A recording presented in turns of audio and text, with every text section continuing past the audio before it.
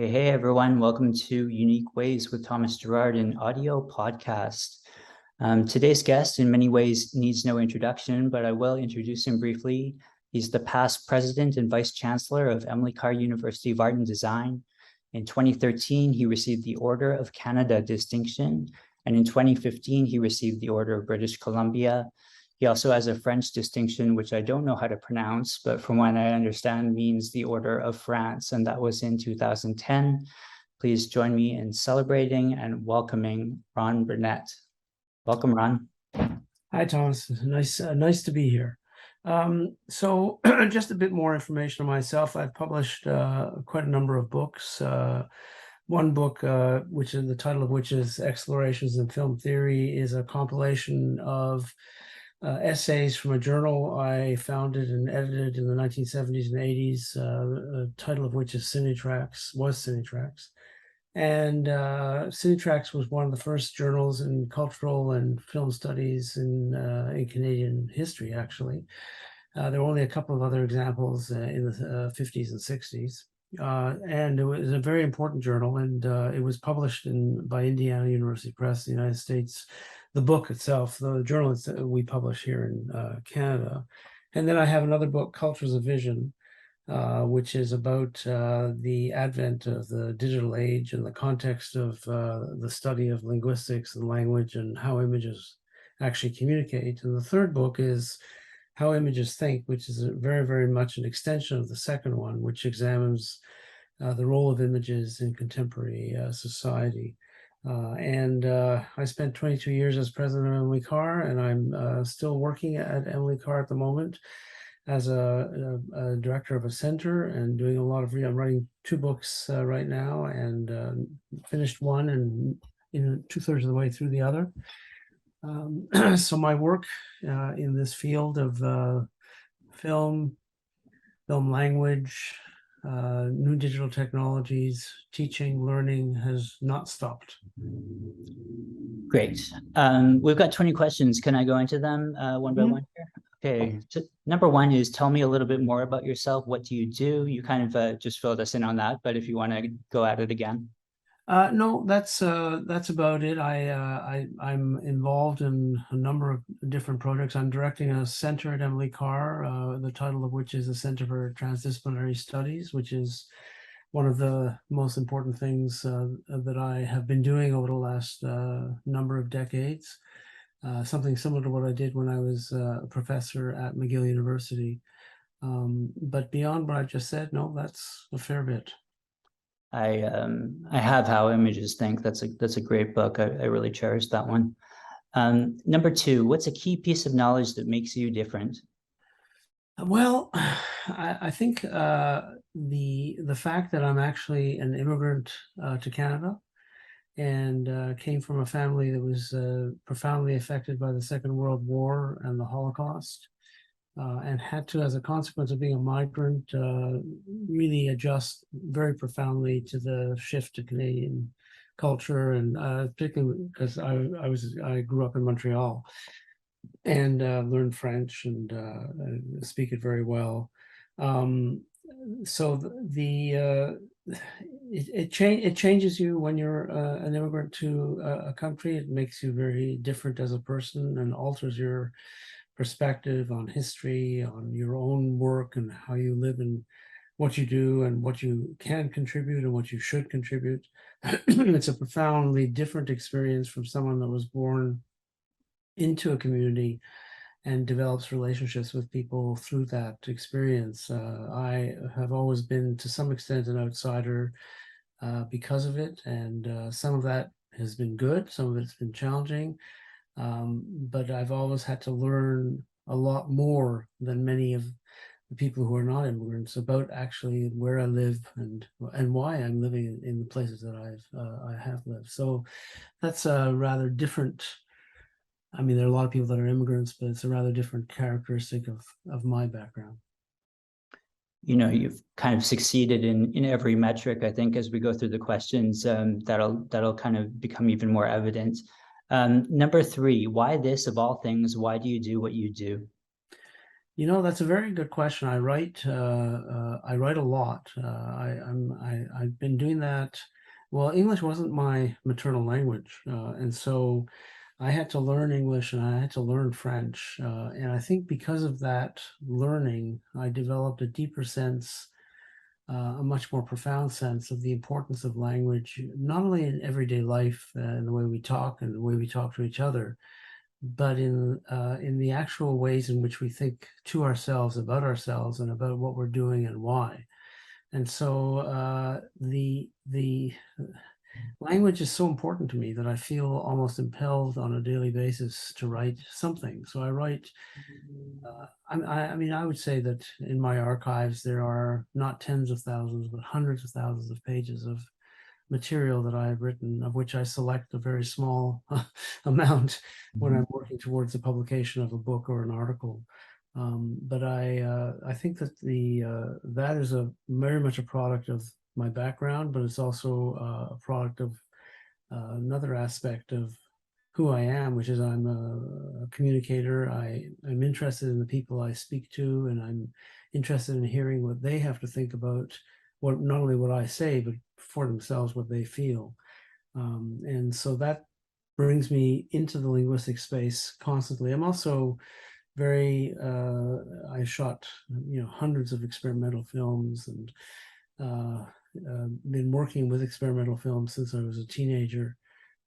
So I actually have that language down very, very pat, and I understand it. And I still have the ambition to make a film in the next decade or so, which I hope I'll be able to do. And the third thing is that I love teaching. I taught at universities in Australia and Canada. And teaching is one of the great professions, totally underestimated, totally misunderstood, totally abused, especially by people who have the power to abuse it. I'm the strongest imaginable supporter of what teachers do, how hard they work, how hard they have to work, and how much they give to our community and to the people they teach. That's great. A lot of topics to talk about there. Book writing will be something that will connect with a lot of our audience. I think at the end, you've got to tell us the best place to get your books. Number 4, what does your future look like? Well, at the moment, given the kind of work that I'm doing and the amount of time I'm spending on these books, I'm trying. The first book I've completed in this particular phase of my life is a novel, and it's a story. It's the title of which is The Lost Painter. It's a story of a painter who has to leave Vienna in the 1930s. His experiences as in effect a sort of lost soul, what happens to his career in the 50s and 60s, and how that intersects with the politics and culture of the time. And so the novel was a really very personal effort on my part to both write fiction and write for a completely different audience than the audience that normally reads my work. So that part of it is it's a very, very, I mean, novels are very different from academic writing. I mean, it's a very, very tough type of work, because you have to really think carefully about who the reader is and what the reader is feeling and thinking about when they're reading. So you're involved in a dialogue with this imaginary reader, and there are many authors who say, well, I just write for myself. But I think ultimately what they're saying is that they write for themselves to some extent, but they're always conscious of the fact that they're writing for someone else as well. And that changes the nature of the language you use. In academic writing, you can get away with more obscurity than you could ever in a novel. I try in my second book, which is the title of which is A Biography of Learning, I try there to bring the language right into the public space. I want the book, which I think will be published by MIT. I want the book to be one that is read across different groups of people, from teachers to students to researchers to policy people as well. And I'm hoping that it articulates an argument about the importance of learning in such a way that it actually will motivate some thinking about policy, because the policy surrounding learning and education, both in Canada and the United States and in Europe, the government approach to learning and education is very, very impoverished and highly unintellectual. In fact, it's anti-intellectual. So in that respect, the future looks rather interesting. We'll see where it takes me. It's a great answer. We had Dr. Garnett Hertz on a previous episode, Mhm. who also has a book coming out through MIT Press. Maybe we can encourage people to get both of those. Number 5, and this one's a bit unique to this podcast. It's let's talk about location. How does the notion of place play into what you do? Very significantly. So, coming out of an immigrant family, living in Montreal was the first indication of the importance of place, because when you live in Montreal, particularly as a teenager, and you live in a very deeply culturally divided but culturally fascinating environment, and so you have to understand not only the geography but the mental geography of the place you're in. I would say the same applies to living in Vancouver, although it's of a different type of quality than it was in Montreal. And we lived in Australia for a number of years, where I also taught at university in Melbourne, and that became a real highlight of what became a way of thinking about space and time and geography in a way that I'd never actually thought about. Because in Australia is unique. I managed, because of my job, to travel basically to every part of it.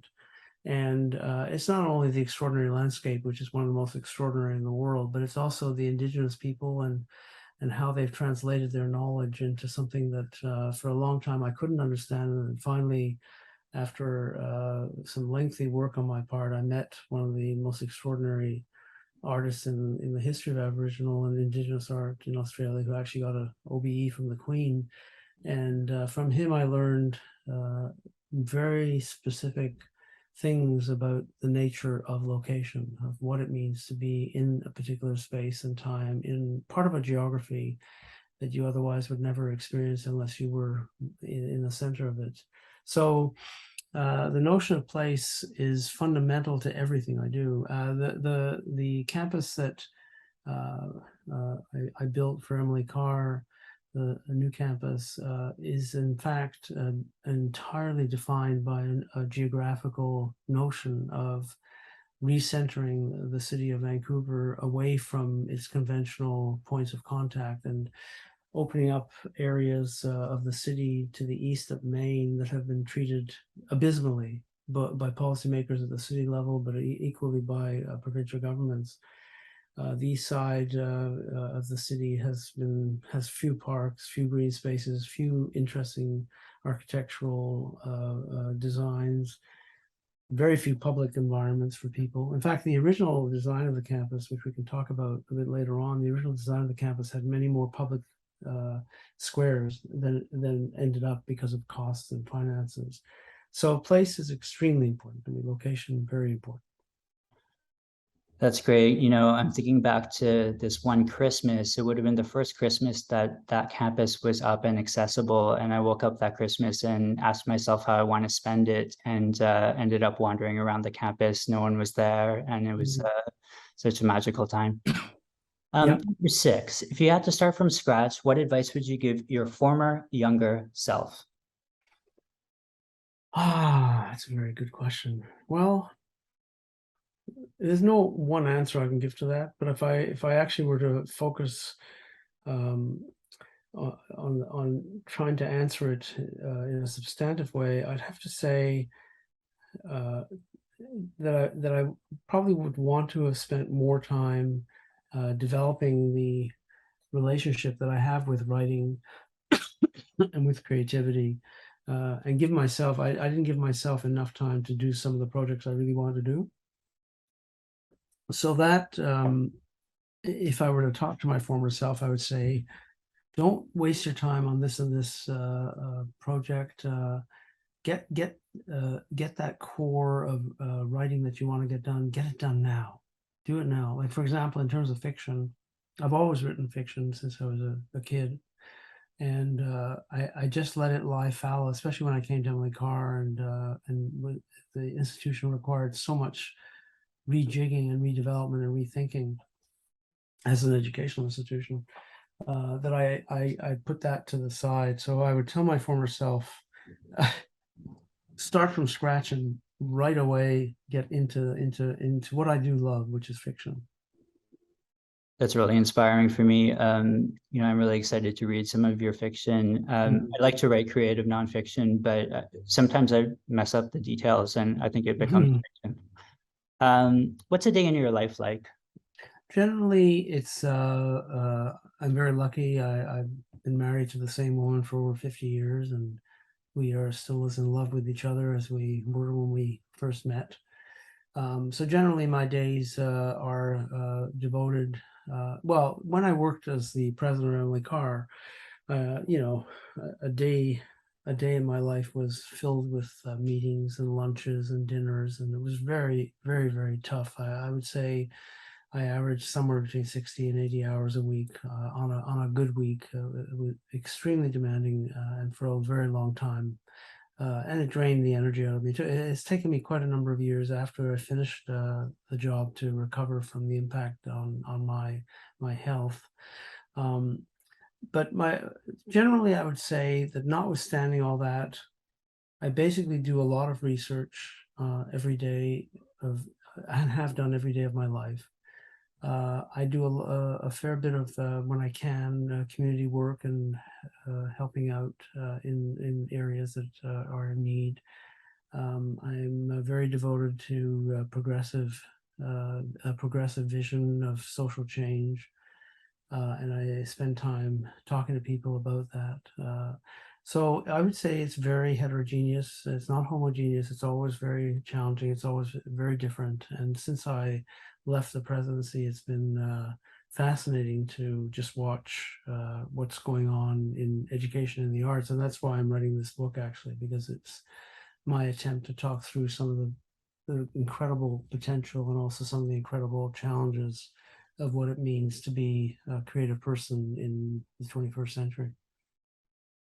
I think that's a good answer and an important answer because your days are spent creating new work, and not everybody knows that we should be anticipating this work from you that's going to be, as rich as you say it is. Number 8, lifelong learning is a popular topic. How do you stay up to date? Constantly. I'm probably the most advanced user of computer technology that you will meet, aside from the actual technicians that build it, because I began working with internet-based technologies in 1977, if you can imagine. And by 1983 or 84, I had my own computer at home, one of the first Apple computers. I was producing material that nobody was producing. I actually published an article in 84 with a Quebec magazine where I took a portrait of one of my daughters and converted it into a dot matrix printer, and then rechanneled it through what was then a very nascent painting program, and created a portrait of her that was unique. No one had actually done that. So I'm a techno crazy man. I have 3 or 4 computers. I've hooked up my house. It's like a electronic utopia. So I actually continuously learn and stay up to date with new technologies. I'm fascinated by, even about, I did some science work when I was in university, and I'm fascinated with fusion technologies, with astronomy, with biology, with viral issues around viruses, especially given what happened with COVID. And I stay up to date with all these things. So I'm continuously on a research bent. But from a practical point of view, I'm kind of building funny things with technologies as well. I love doing that. So I have way too many cameras that accumulated over the years, including I still have, I used to shoot videotape with the early videotape before it was actually, the machine was called the Portapack, and it came out in the late 60s. And I still actually have a Portapack from that period when I was very young, because I shot a tremendous number of videotapes in that period, and I still continue to shoot now with obviously more sophisticated technologies. But I still actually have that Portapack, which I'm going to donate to the National Archives so they can actually show it to people people who've never seen that kind of machinery before. Very cool. Just about halfway here. Number 9, what tools do you use? Are you more digital or are you more analog? I'm totally digital. I'm analog in the sense that I do use pen and paper to correct what I print out, but I'm probably too digital, actually. I don't know what it means anymore, where the boundaries are between the digital and the analog, but because they're definitely sliding between each other, compressed together. But I have never been anything other than fascinated by digital technologies. I can remember the very first web pages I put up between 1992 and 1994. There was a meeting in Ottawa of the deans of art, but these are not sort of art and design, but the arts faculties across like the Faculty of Arts at McGill or Faculty of Arts at UBC. So these were the deans meeting in Toronto, and one of their afternoon workshops was, what do we do with Burnett's website? Because it was one of the first academic websites in the country. And all I had done was I taught myself HTML, and I put up images and links to articles and stuff I'd written and stuff other people had written. And they saw it as a potential threat to what universities were accustomed to doing. Of course, that changed with time. But it was a very interesting example of that kind of fascination I have with the digital technology. So I'm not a digital nomad. I'm a digitized human. That's awesome. I started with the internet when I was 15, and that was probably pretty late. Some people argue about the relevance of this question, but number 10 is, how do you deal with work-life balance? I think I think in all our lives, every day is simply a continuum. If you create too many distinctions between what you do and where you do it, you don't recognize that they're intermingling with each other, your attitudes, your viewpoints, your relationships, your friendships. So for me, it's a continuum between what I do and think about and how I work and what I work at.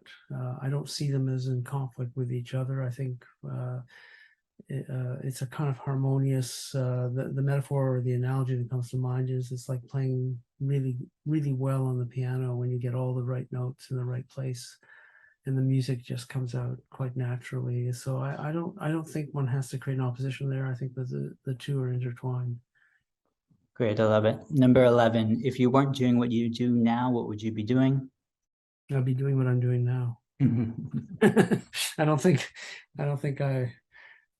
well, you know what, I mean, one of my greatest desires and urges was actually to study astronomy and physics. And I did do that for the first few years in the undergraduate, as an undergraduate at McGill. So if I weren't doing what I'm doing now, I'd probably be a physicist. Very cool. Number 12 is, what do you not like to do in terms of career, for example? I don't like to engage in meetings and with people who have not thought carefully about who they are and why they're saying what they're saying.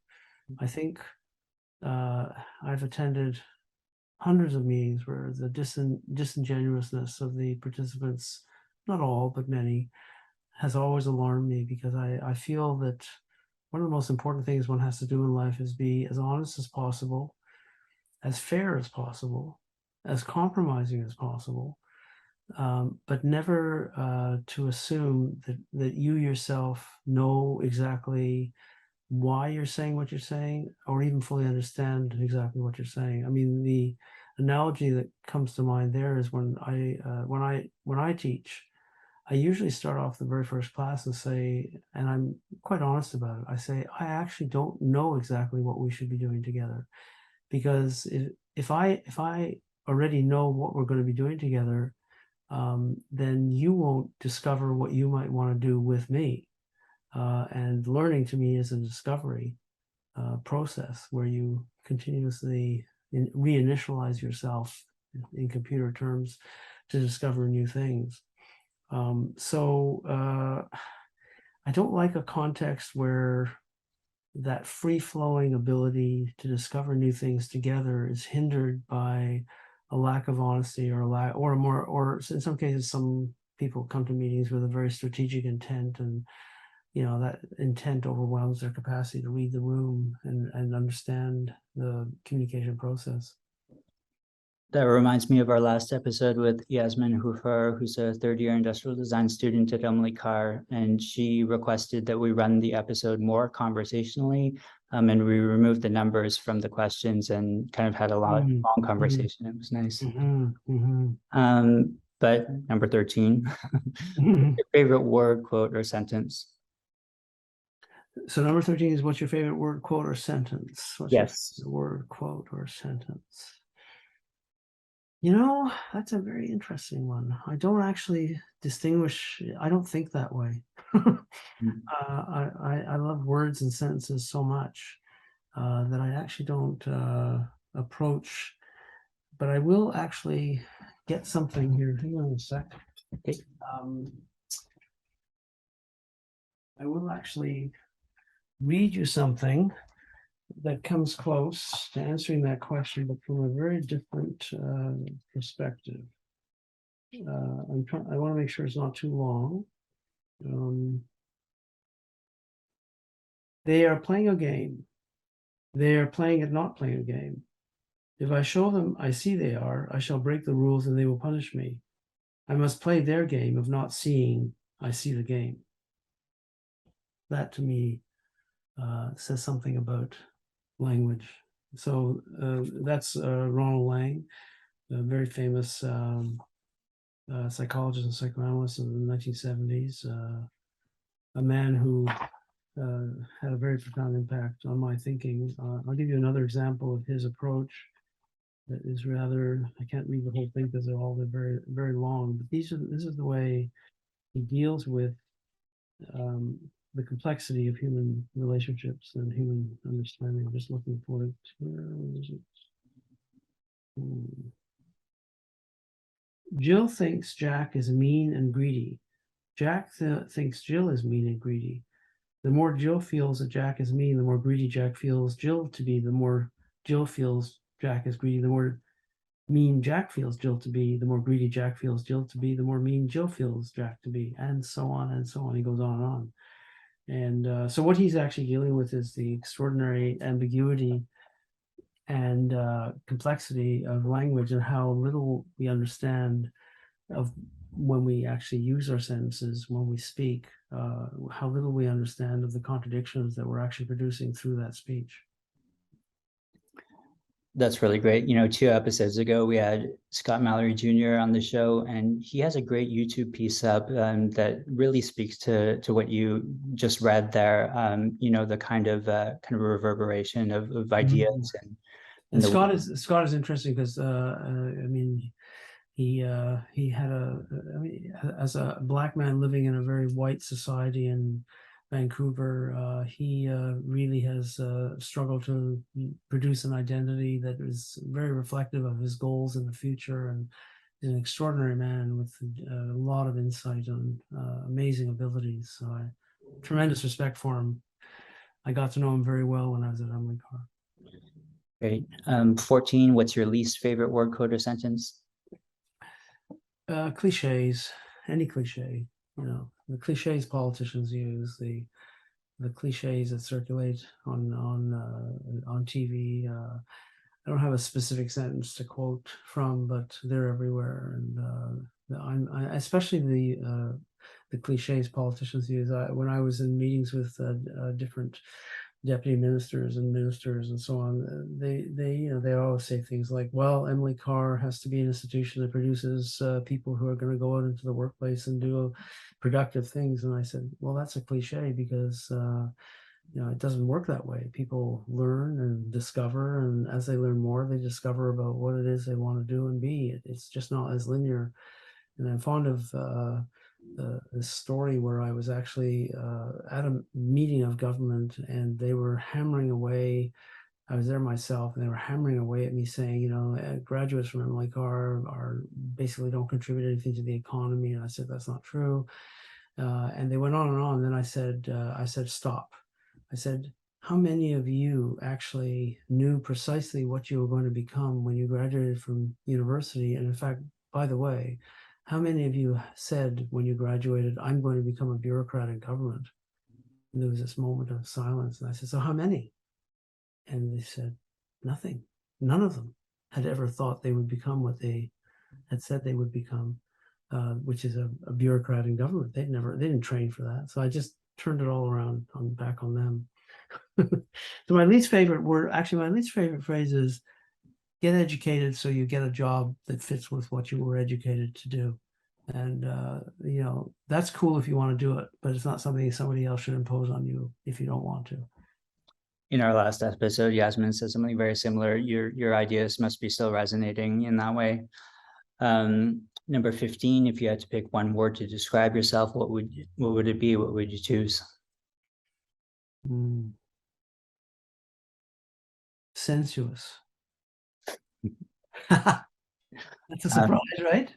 It's good. 16, what keeps you up at night? Oh, God. Everything. Well, the political situation in North America right now is really keeping me up at night. I mean, aside from Trump and all that stupidity, I'm very concerned about what's happening politically in Canada, when a person who's way out of line with his politics is running for the head of the Conservative Party. And so I worry about what does that mean for future generations when politics are so divided, when there's no commonality of goal and commonality of vision. I worry that Canadian society is going to descend into the same chaos and anger and potential violence that you find in America. But I'm equally concerned about the rise of militant right-wing fascism in Italy, France. It's scary what's going on across Europe. So these are tough times, combined with climate change and pandemics. One could say that we are living in the middle of some sort of apocalyptic period. Final stretch here, 17, what's a dream you're chasing?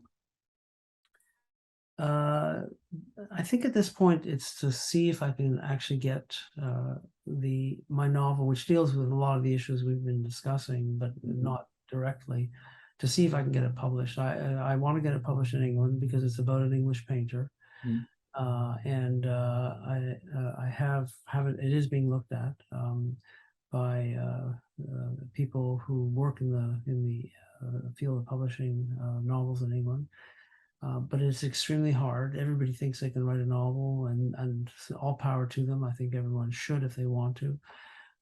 But moving from that to publication is a very, very difficult and treacherous task. And I have no idea if it will. So that's very concerning. I'm genuinely interested to ask number 18, which is what inspires you?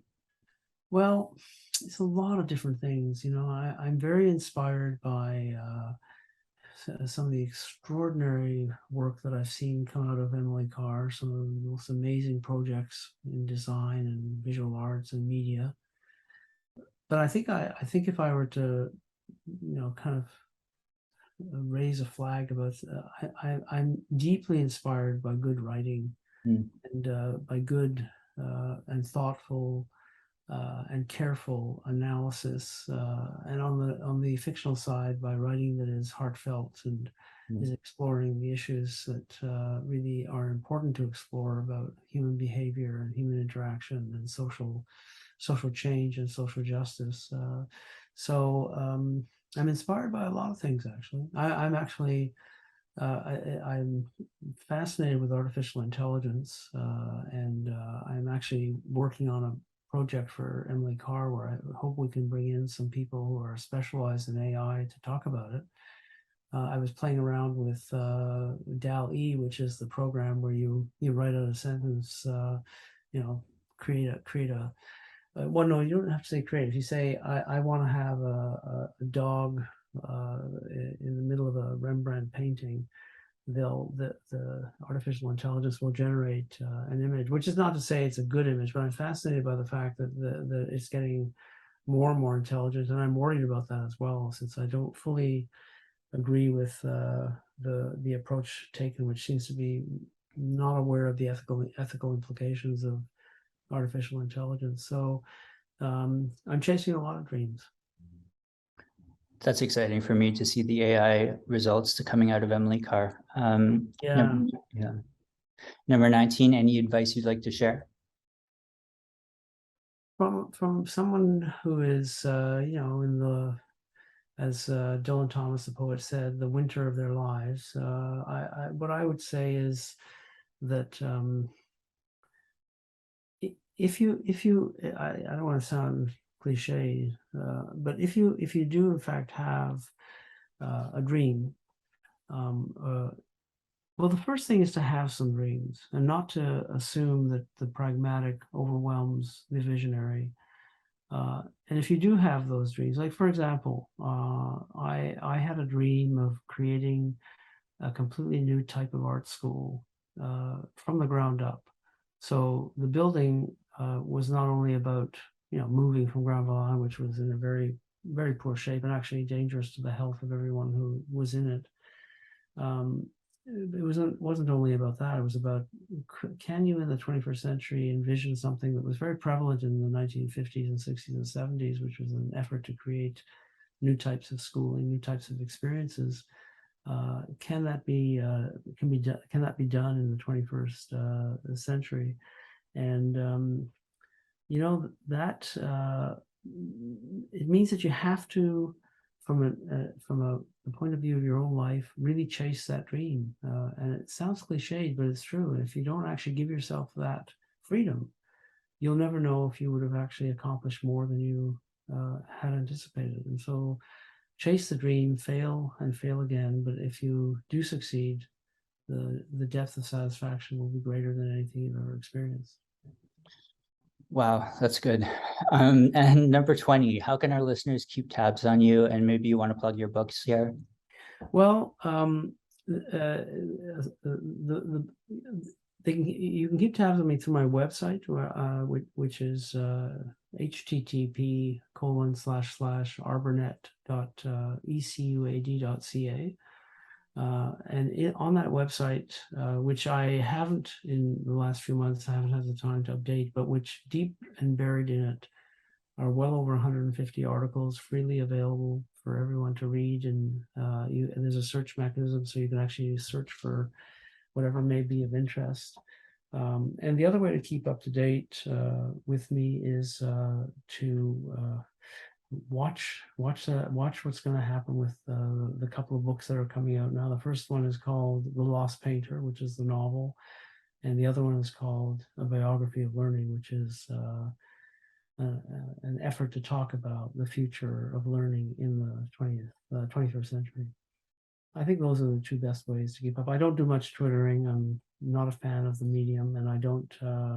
I play with Facebook, but basically, if I could, I would take the code and mangle it.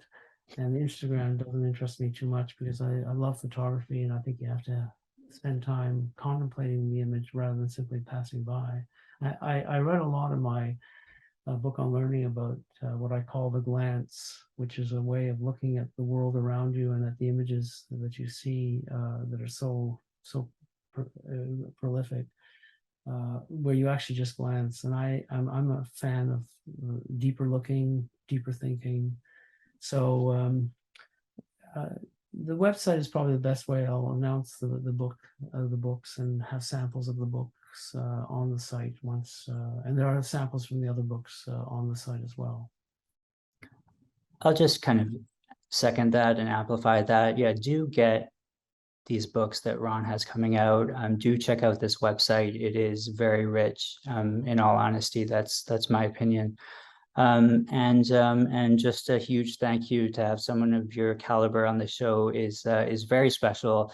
And as you know, I've been kind of following you from the beginning, so or from my beginning. So it's just such a pleasure to have you here today. Thank you, Ron. It's a great pleasure, and thank you for showing interest. Thanks.